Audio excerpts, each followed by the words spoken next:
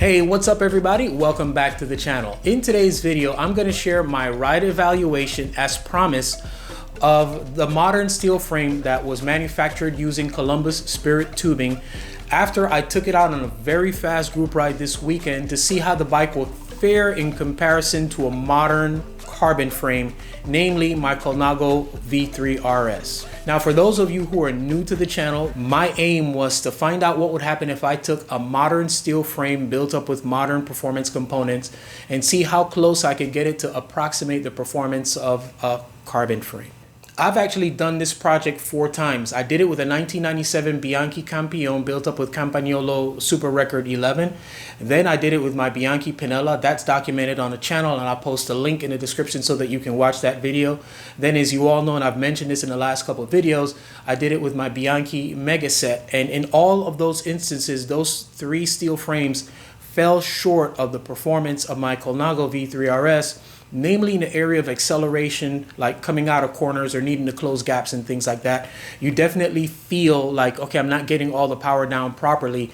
It was especially noticeable in the Bianchi Mega Set, not so noticeable in the Bianchi Pinella. I dare say that the Bianchi Pinella came very close. So the idea was to say, well, let's put some modern bike attributes like a oversized press fit bottom bracket on a steel frame, and let's also see what would happen if we have a tapered head tube. How's that going to affect the ride of the bike? So we've done that, and I've done the ride. Now we're going to get after the result. So let's talk about the ride that I chose for this evaluation. This is the Ride 84 fast group ride that I typically do on Saturday mornings. The ride leaves from Alex's Pro Bike Shop in Weston, Florida. It's a 40-mile loop that's really broken down into 2 sections. The first 20 or so miles is, let's just call it a controlled pace where we're rolling between 25, 26 miles an hour. There isn't much of a warm-up. You just kind of like jump into the ride and you're going. The second part of the ride splits up into 2. We have a group, or what I call unlimited, that they just go off and there's no cap pace. They're typically rolling between 28 and a little bit over 30 miles an hour. A little bit of a race simulation pace, I would just say. And then the remnants stay behind and they complete the same exact loop, but they do it at a more controlled, or let's just say a more civilized 25 to 26 miles an hour. In both cases, the first part of the ride and the second part of the ride that's controlled, there's always speed creep where you're going to see 27, 28 miles an hour. That's just natural in these types of rides. I like this ride because it gives me an opportunity to ride at a steady pace and be able to evaluate different things like cornering, acceleration, how I feel on a bike, the typical type of things that I think are important for you to decide whether or not a bike actually works for you. We should also talk a little bit about my fitness. I would say that right now my fitness is subpar because of my low weekly miles. I am very happy if I'm able to get 70 miles in any one week, and I'm not doing any specific training. I don't have any riding goals or anything like that. It's just the typical work-life balance, and also making videos takes up an awful lot of my time. The weather in South Florida has not been very cooperative, so it's precious the time when I have an opportunity to get out on a bike, and I do cherish it tremendously. Speaking of weather, we should talk about the ride conditions. South Florida has been showing its butt to the rest of the world. I guess we've been dealing with some unprecedented heat. At 7 a.m., we usually have a heat index that's up over 95 degrees. That means that even if it says 81, it feels like 95. And on this particular day, by the time 7:30 rolled around, the heat index was over 108 degrees. What I am going to do in the next couple of days is I will post the raw ride footage of this ride. It's about 31 minutes. So if you're interested in that kind of stuff, make sure that you subscribe to the channel, hit the bell notification so that you don't miss it when that video actually drops. All right, Lewis, enough jibber jabber. Let's talk about how this bike actually performs in a fast group ride. I start these by talking about ease of fit. How easy was it for me to get into a comfortable, sustainable position in which I can actually apply the power? Now, this bike has a 55.5 centimeter top tube, and I typically ride bikes that have 54.5 centimeter effective top tube length. Now, at first blush, you may be thinking that 1 centimeter couldn't possibly make a big deal, but in the game of cycling and fit, It's really not a game of centimeters, it's a game of millimeters. And oftentimes that small variation in the length of tubes can actually wreak havoc on a person's ability to ride the bike properly.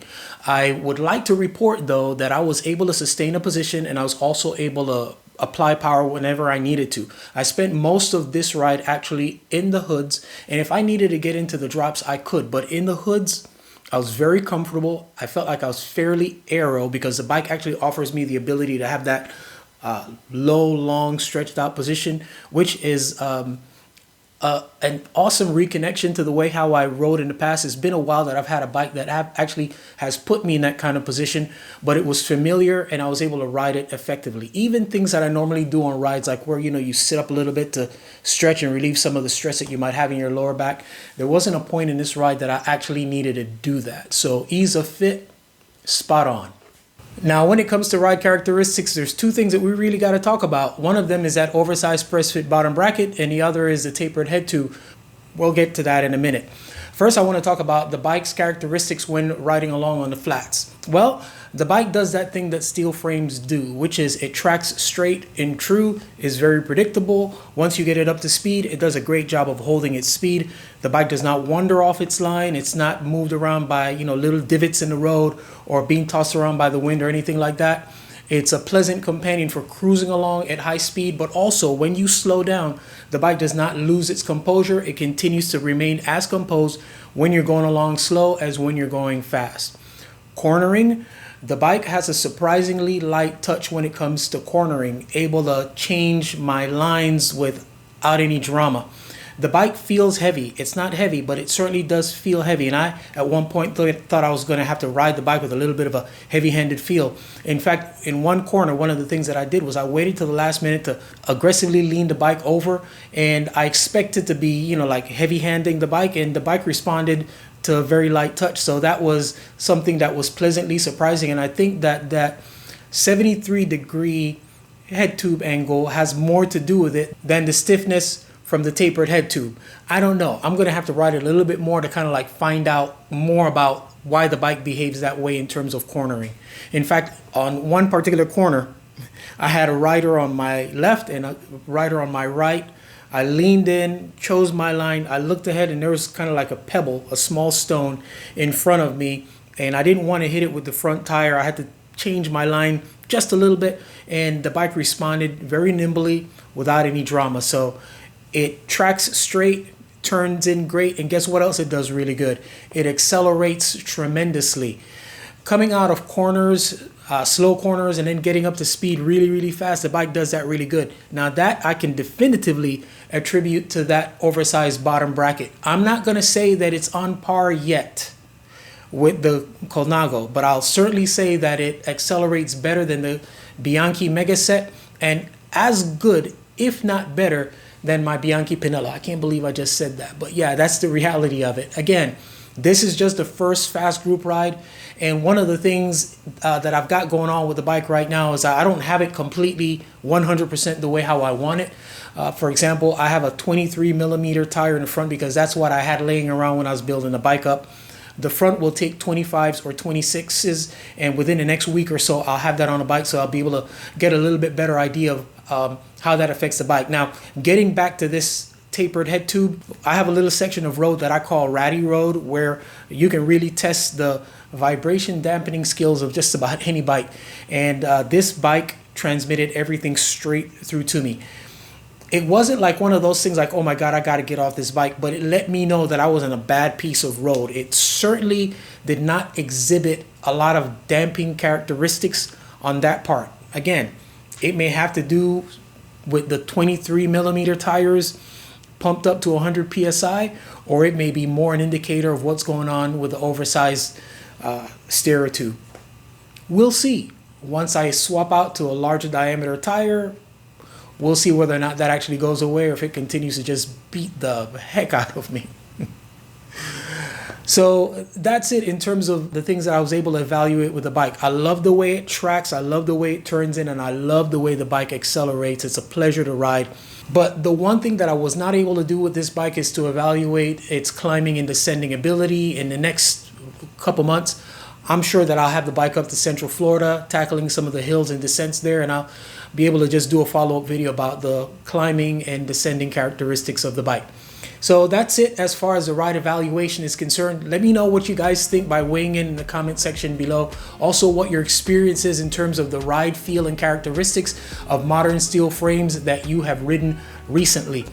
The comment section has been a light, and I really want to thank everybody who has contributed with manufacturers, well-known, obscure, large, small, that a person can actually approach about either purchasing a steel frame for whatever, or having a steel frame built to suit.